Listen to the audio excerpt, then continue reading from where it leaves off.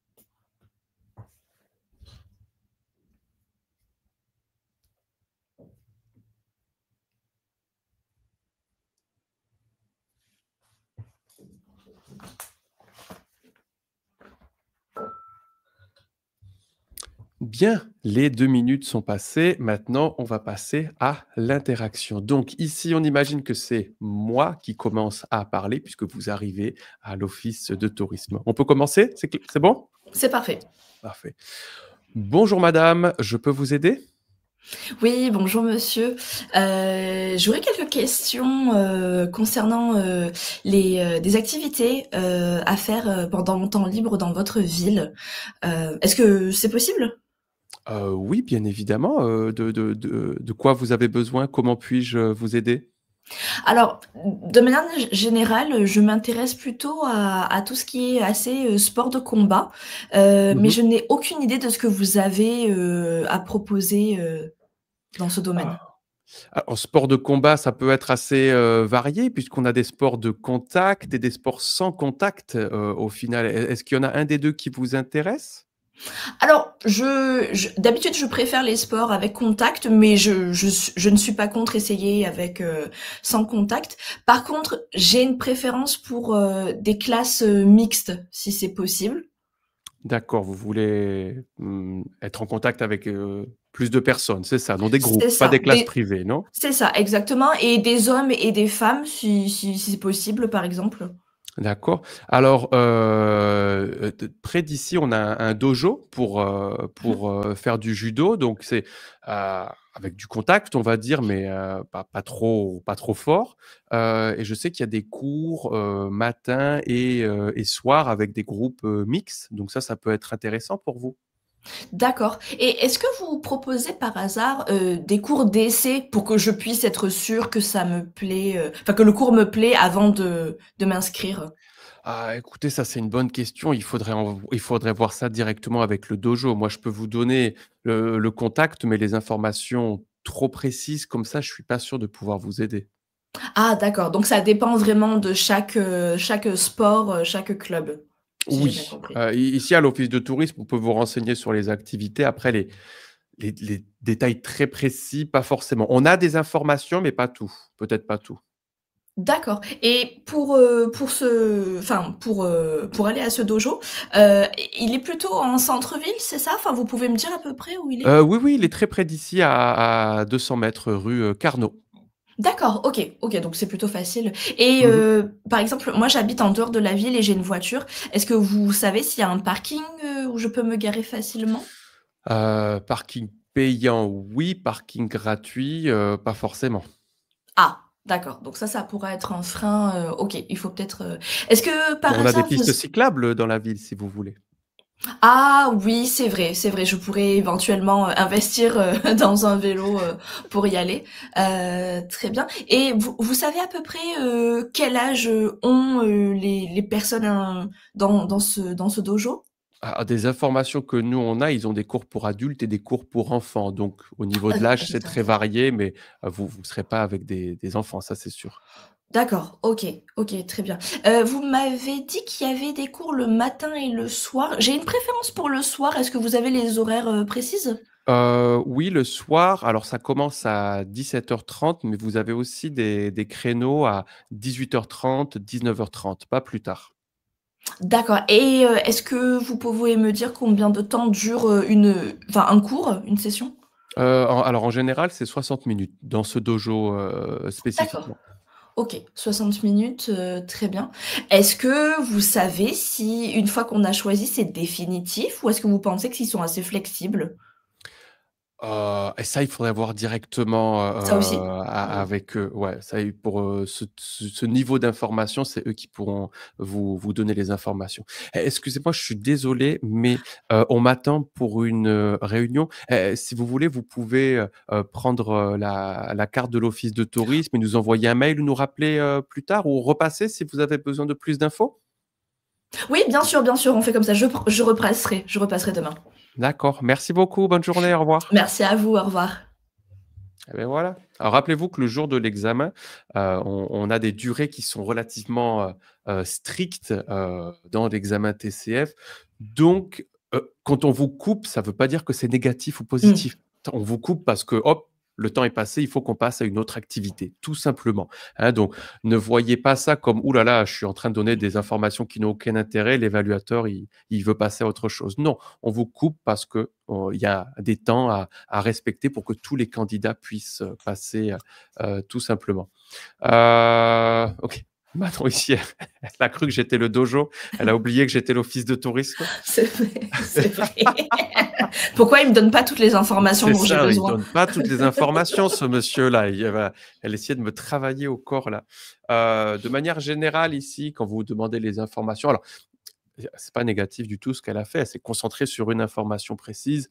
Dans une situation comme ça, vous pouvez aussi dire, bah, des sports de combat, mais j'aimerais aussi savoir peut-être si vous avez des activités à l'extérieur. Est-ce qu'il y a des Mmh. parcs Mmh. naturels? Est-ce qu'il y a des piscines? Est-ce qu'il y a des parcs aquatiques? Si on aime la culture, est-ce que vous avez des festivals culturels? Et cetera, et Mmh. cetera. Mmh. C'est vous qui décidez, on est tous différents ici. Mmh. D'accord? Nous, on va pas vous, évaluer sur ça, on va vous évaluer sur votre capacité à récupérer des informations et à poser des questions. D'accord? Mais donc si vous regardez cette vidéo, vous n'êtes pas obligé de rester sur une seule thématique, vous pouvez Mmh. Ouais. demander sur des thématiques plus variées. Tâche numéro 3, elle dure 4 minutes 30. Donc là, c'est un monologue, c'est ce qu'on appelle une expression d'un point de vue. Ouh, il y a de l'ambulance chez toi ou les pompiers là? À Nîmes. J'écoute. Tu pas entendu le bruit? Ah non, non, Ah non. ouais, c'est moi qui ai une bonne oreille ou c'est mon casque Louis qui a une très, Fine. très bonne écoute, ouais. Donc la tâche numéro 3, il y a pas de préparation, hein, il y a uniquement de la préparation sur la tâche numéro 2. Dans la tâche numéro 3 encore, vous devez parler pendant 4 minutes 30. On vous propose une question et vous devez répondre à cette question dans un monologue. Votre objectif, c'est argumenter pour convaincre afin de répondre à cette question. Qu'est-ce qu'il faut faire pour pouvoir marquer des points ici? Moi, je vous recommande de faire une toute petite introduction dans laquelle on introduit le thème tout de suite. Donc, quelle est la question qui est posée et quels sont les différents arguments que je vais proposer. Est-ce que ce sont des arguments positifs, des arguments négatifs? Est-ce que c'est un mélange d'arguments positifs et négatifs? Ça va, premièrement, vous aider à démarrer dans cette tâche, et à l'évaluateur, ça peut l'aider à mieux comprendre toutes les informations que vous allez donner après. Il faut présenter des arguments complets, c'est-à-dire le fait, l'explication, un exemple minimum, 2 ou 3 exemples si vous pouvez. Il faut être cohérent, d'accord? Donc avec l'utilisation des connecteurs avancés, vous avez plein de vidéos sur la chaîne avec les connecteurs avancés. Et il faut, si possible, attirer l'attention de l'évaluateur, non? Mise en relief, paradoxe, limite de certaines thématiques, ça peut être intéressant. Ça peut montrer que vous avez une réflexion personnelle plus grande sur cette thématique. Voilà le jour de l'examen ce que l'évaluateur vous dirait. Je vais vous proposer un sujet, vous allez répondre à la question de manière argumentée pendant 4 minutes 30. Alors, vous ne vous chronométrez pas, c'est l'évaluateur qui gère le temps, d'accord? Encore une fois, c'est l'évaluateur qui vous dira merci, c'est suffisant, vous inquiétez pas, on n'a pas besoin de plus d'informations, d'accord? Quoi d'autre? Voilà la question. Voyager nous rend meilleurs. Est-ce que vous êtes d'accord avec cette affirmation? Oui ou non? Pourquoi? D'accord. Manon, est-ce que tu es prête? On peut commencer? Allez, c'est Ouais? parti. Eh bien, c'est quand tu veux, on t'écoute. Alors, donc voyager nous rend meilleurs. Est-ce que je suis d'accord avec cette affirmation? Alors, a priori, oui. Je pense qu'en tout cas, tout le monde espère être une meilleure personne en ayant voyagé. Mais avec un peu de recul, je pense que j'ai un avis plutôt partagé, plutôt mitigé. Et je vais expliquer rapidement pourquoi. D'un côté, je pense que voyager permet de développer des compétences assez intéressantes, même dans la vie, qui peuvent servir dans la vie quotidienne. Je pense notamment à l'ouverture d'esprit, à faire confiance à l'autre, à tenter, à prendre des risques, à essayer, à suivre son instinct. Moi qui ai eu la chance et l'opportunité de faire un tour du monde pendant 3 ans, c'est quelque chose que j'ai beaucoup développé pendant ce voyage à durée indéterminée. Donc effectivement, l'instinct, c'est quelque chose d'important et je pense que ça nous rend meilleurs, sincèrement. Je pense vraiment que s'écouter, c'est la chose la plus importante en fait. Qu'on soit en voyage, qu'on soit au travail, en amitié, etc. Peu importe, dans toutes les relations, suivre son instinct pour prendre des décisions, je pense que c'est la chose la plus importante. Donc, de mon expérience et de ce que j'ai vécu, pour moi, voyager nous rend vraiment meilleurs. Ça permet de sortir de sa zone de confort, de découvrir de nouvelles choses, d'explorer.